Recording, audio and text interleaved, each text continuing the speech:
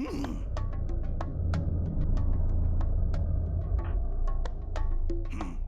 the early morning, we receive a distress call from another scavenger like us, a xenohuman Phytokin named Cherry, who's being chased down by a shambler.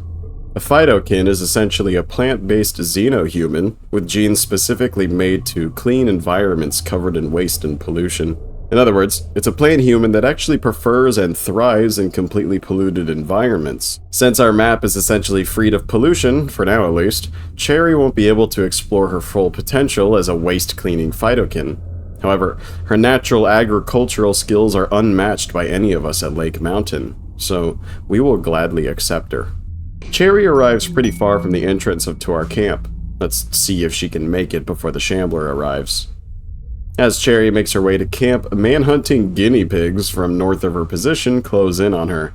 Unfortunately, as I'm just now realizing, Cherry is incapable of combat.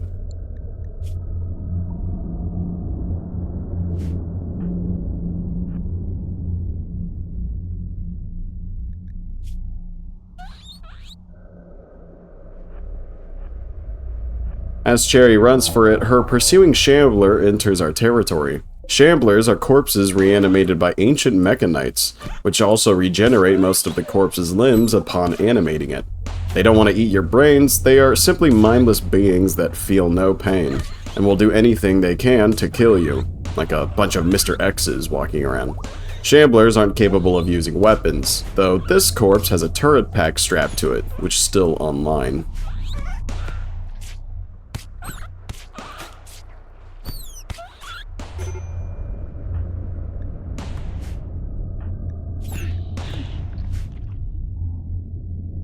After being mauled by guinea pigs, a scorpion makes his way towards Cherry.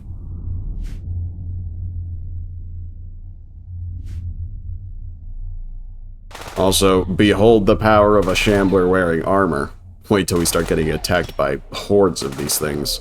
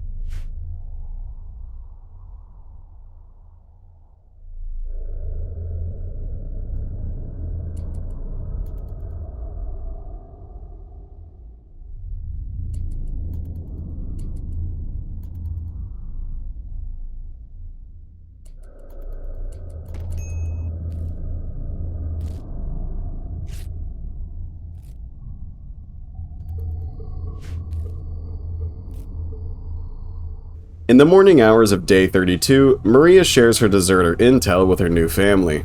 And to put it simply, the Orange Empire has a staging post which is used as an in-between when their kind travels between their territories. Our goal, should we choose to accept, is to raid the staging post and destroy its fuel repository, in exchange for deserter clout, infamy, and all other potential treasures that could be gained. All that being said, I'm not really interested in this venture. We're barely surviving as is. And speaking of surviving, let's do exactly that.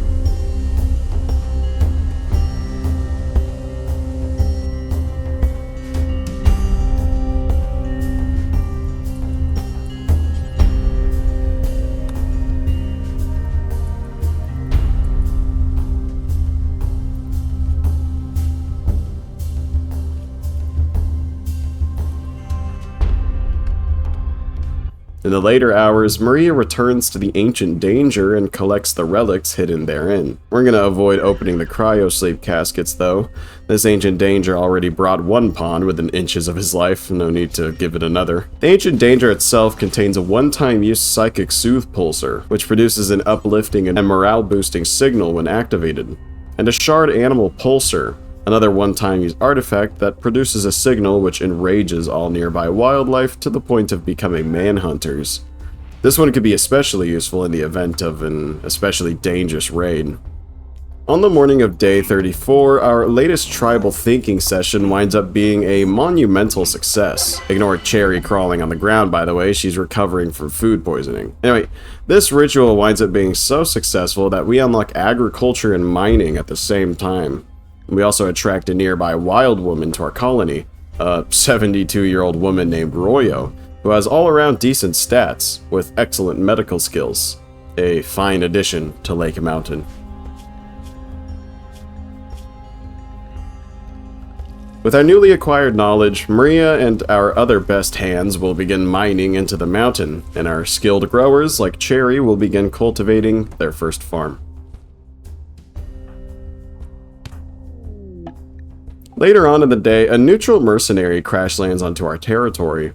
We'll save this merc and nurse him back to health, primarily in the hopes that he'll put in a good word for us. At least, that's what we hoped would happen.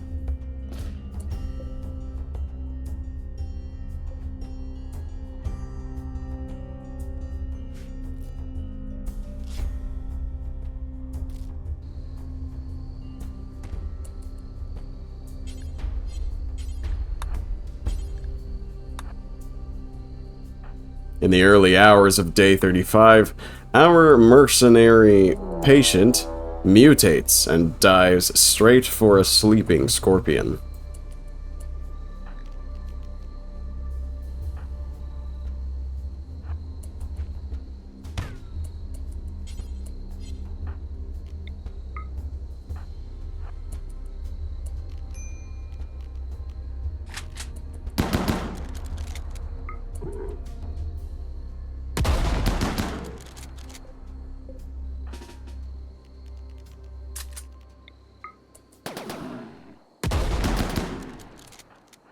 "30 slugs and buckshots later, the mutant drops. Can't have shit in RimWorld. There's never a dull moment on this territory. It seems we've only ever just scraped by, but, well, that changes in the next few days.